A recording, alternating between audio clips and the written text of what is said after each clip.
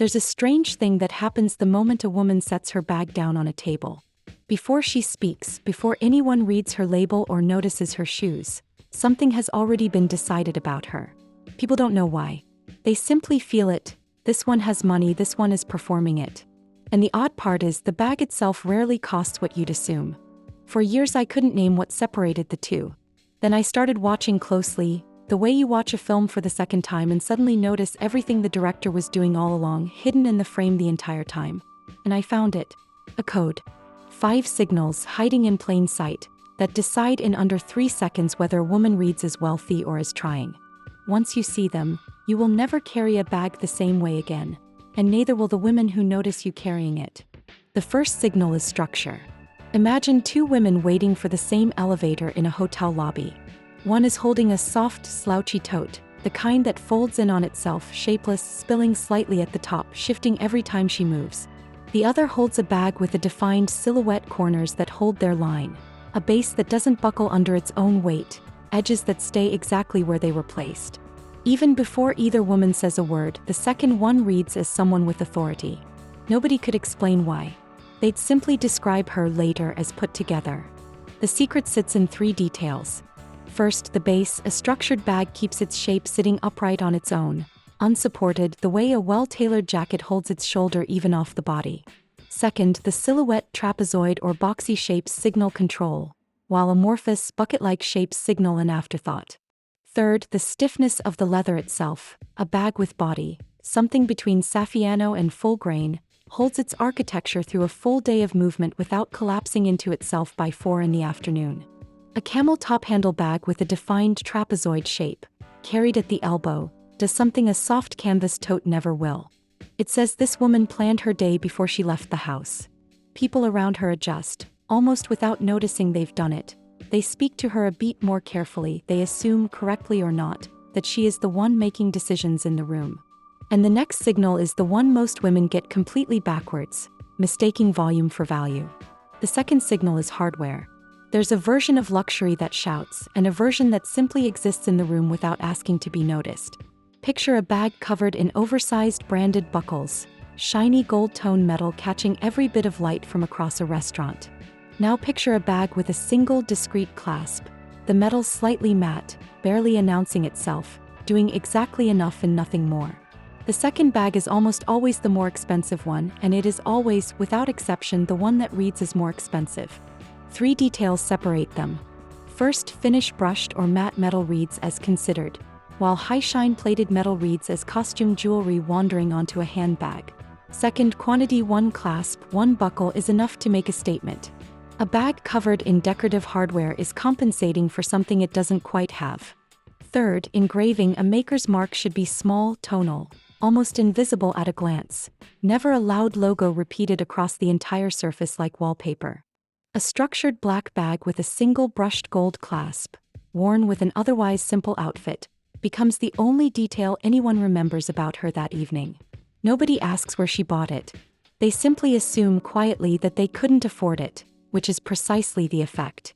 Think of the Row, a house built almost entirely on this principle: bags with barely a visible mark, hardware so restrained it's easy to miss entirely, and a reputation that has nothing to do with how loudly it announces itself. The third signal has nothing to do with the bag itself. It's how she carries it, and this is the part most women overlook entirely. Imagine 2 women crossing a hotel lobby toward the same table. One has the strap thrown across her body, bag bouncing at her hip like a school bag, hands free but posture unremarkable.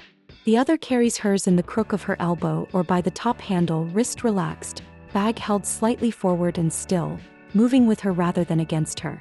The posture alone rewrites the entire impression before either woman sits down. The secret is in 3 specific choices. First, the grip. Top handle bags carried by hand, not slung across the body, read as intentional, as though the bag itself were part of the outfit rather than cargo.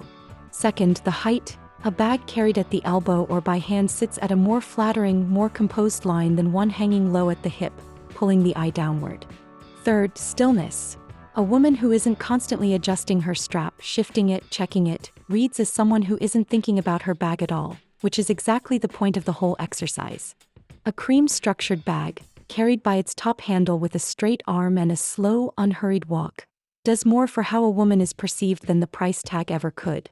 Grace Kelly understood this instinctively, decades before anyone called it quiet luxury. The bag was never the performance. The stillness was the performance, and it was the only one that mattered. And the fourth signal is the one that quietly disqualifies more women than any other, no matter how much they've spent. Color discipline. 2 women, same event, same season, same city. One is carrying a bag in a bright, seasonal color with a logo repeated across the canvas like a pattern. The other carries hers in a single neutral tone, camel, black, chocolate, ivory, with no visible branding at all, nothing announcing the name behind it. The second woman is the one people describe later as elegant, even if neither of them could say exactly why, even if they couldn't recall a single other detail of what she wore. 3 rules govern this. First, restraint. A logo-covered bag signals that the brand is doing the talking, not the woman standing behind it. Second, tonal harmony. A neutral bag matches more of the wardrobe, which reads subconsciously as someone with a considered system rather than a closet built on impulse. Third, seasonlessness. A bag in camel or black works in every photograph taken of her for the next decade, which is precisely why old money families tend to keep the same handful of bags for years, sometimes passing them down entirely. A burgundy leather bag with no visible branding, carried season after season, year after year, becomes part of a woman's signature rather than a purchase she made once and forgot. That, more than anything else in this list, is what quiet luxury actually looks like in practice. There's one more signal left, and it's the one most women never think to check at all. Proportion. A bag that's too large for a woman's frame swallows her, making her look smaller inside it rather than elevated by it. A bag that's too small looks like an afterthought, a decoration rather than an object she actually uses. The right bag sits in a narrow, specific range, roughly the width of her hips when held at her side, never wider than her torso, never so small that it reads as purely decorative. The details that matter. First, width relative to torso. A bag should never extend past the widest point of the hip, or it begins to compete with her silhouette instead of completing it. Second, height relative to arm length. A bag that hangs too low when worn crossbody shortens the leg line and interrupts the vertical the rest of her outfit worked to create. Third, volume relative to the outfit. A heavier coat can carry a slightly larger structured bag, while a fitted silhouette needs something considerably more compact to stay in balance. A medium structured bag, sized to sit just at hip width, held at the elbow in camel or black with a single discreet clasp. That is the entire code, distilled into one object you could hold in your hand right now. It was never about spending more. It's about understanding exactly what you're signaling and choosing it on purpose rather than by accident. Audrey Hepburn rarely carried anything oversized or ornate.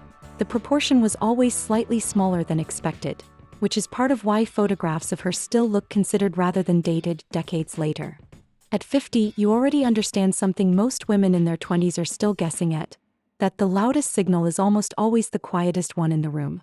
You've spent decades learning what actually lasts, what actually flatters, what actually earns a second look instead of a passing glance that means nothing.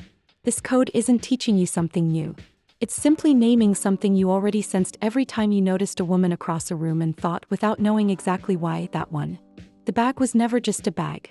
It was always the sentence before the sentence, the thing that speaks before you've said a single word. Choose the structure. Choose the quiet hardware. Carry it still. Keep the color disciplined. Get the proportion right. And then forget about it entirely, the way every truly elegant woman does, because she has already made her decision, and she isn't waiting for anyone to notice it. This is the part younger women rarely understand yet, because they're still collecting things, still testing what suits them, still mistaking more for better. You've already done that work. You know which 3 bags you actually reach for, which ones sit in the back of the closet untouched, which one has quietly become part of how people describe you without ever mentioning it by name. That knowledge is not a consolation prize for getting older. It's the entire advantage. Which of these 5 signals were you already getting right, and which one surprised you the most? Tell me in the comments. And if this changed the way you'll carry your bag tomorrow morning, subscribe. I share observations like this every week, made specifically for women like you.